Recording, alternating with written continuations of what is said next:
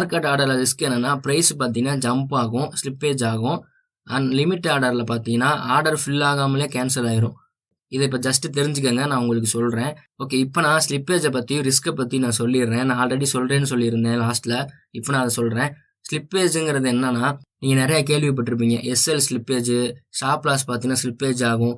அந்த மாதிரிலாம் இங்கே ஸ்லிப்பேஜ் ஆகுமான்னு கேட்டிங்கன்னா அந்தளவுக்கு ஆகாது. அதாவது ஸ்டாப் லாஸ் ஸ்லிப்பேஜ்லாம் பார்த்தீங்கன்னா 5 பாயிண்ட்டு 10 பாயிண்ட்லாம் ஸ்லிப்பேஜ் ஆகும். அந்த அளவுக்கு இங்கே ஆகாது. என்னன்னா, இப்போ எக்ஸாம்பிளுக்கு மார்க்கெட் ஒரு 300 ரன் ஆகிட்டு இருக்கு.